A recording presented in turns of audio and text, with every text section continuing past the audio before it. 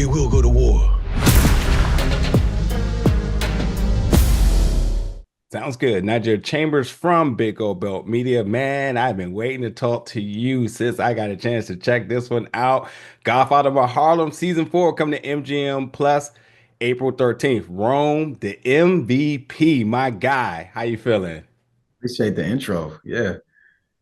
Crazy few months for you, man. And we could talk so much extensively about your career, but man, have you made 2025 yours? I've checked out season 4, so I already know what you're about, and what you've done. But just for you taking it all in, man, from side quests releasing soon to now you got this coming right around the corner, just winning the MVP championship. People seeing that you could really ball out there with some of the other talent out there. Just how's it all been, brother? Man, just grateful, honestly. I just got, gratitude for the opportunities. And I mean, everything is coming together at the right time. Yeah. Yeah, with side quest being a thing that came out yesterday. Did that show before the strike, so I didn't even know if that was going to happen. Obviously, we're doing Godfather of Harlem. All these things sort of happening within a span of like 2 months is pretty crazy. But it's all the work that I've been putting in basketball wise with my career, like all these things just kind of coming together. And, sometimes it works out that way. I've been on the other end of it where nothing's happening, crickets. So I'm just grateful that the things are coming together the way they are right now.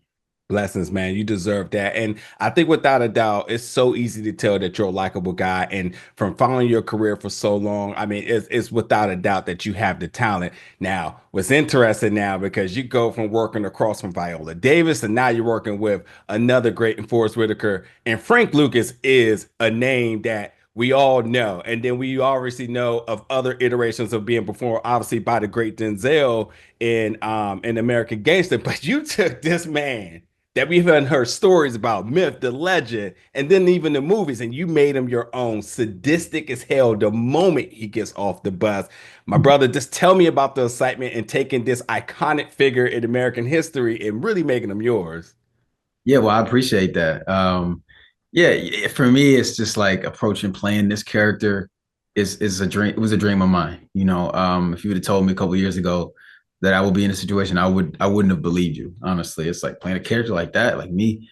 And I know I have it in me to do it. I just feel like sometimes the industry will put you in a situation where you're not able to approach doing a show like this or a character like this. And so one of the joys of my life as far as my career has been able to learn about Frank and portray him on screen and breathe new life into him again. People obviously know about Denzel's portrayal of him, and that's Denzel, but I'm here to kind of create and carve out my own real estate in this space and say, okay, that's him, but this is also me. Yes, sir.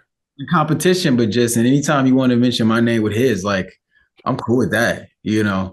I like that headline. Hey, no doubt. Listen, and that's 3 names right there that you're attached to: Viola, Forrest, and Denzel, just on this work alone. Now, really quickly, we got to get the fans hype about it because, again, I've seen it and I don't want to give anything away, but this version of Frank Lucas is unlike anything we've ever seen. And like, we obviously are either, we're learning sort of a backstory to him, but seeing the hustle from the bottom to the top where we eventually know where he becomes, where he basically takes over for Bumpy.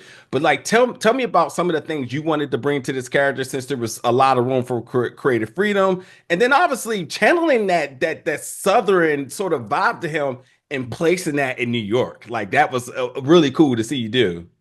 Yeah. Thank you, man. Honestly, I thought it was just incredibly important that when you see Frank in Harlem, it looks like a sore thumb. Like you can't watch the show without being like, that guy is just different than everybody else here.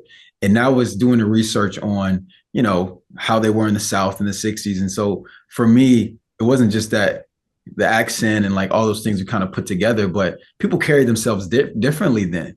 And they were vastly different in Harlem, in New York, as they were in the South. And so I had to do like extensive research on even like their body composition, like the diets that they had, like what things were available to them at the time. And so that was like the inception of like starting to create Frank. But that was the beginning before I even was able to put Frank Lucas on a page. It was like now I just started at a point where this is just a man making his way to Harlem. And so then you go into the study and the research of who Frank was and just diving deep into his life as much as I could. But hopefully when people watch this, they just see a complex, like fully dimensional, a man that is also equally charming and cutthroat, but a certain level of empathy as well too, which I think is a human quality that's neglected in these sort of characters, sort of infamously throughout film history. That's amazing to hear, brother. Man, I tell you, as much as people love you for everything you've done and accomplished thus far, they may be a little uneasy when they see your work as Frank Lucas. They might not just want to approach you so quickly. You know what I mean? But Rob, it's been so dope talking to you today. And once again, folks, Godfather of Harlem season 4 coming to MGM Plus April 13th. It's been a blast, my guy. Bro, appreciate you talking to me. No doubt.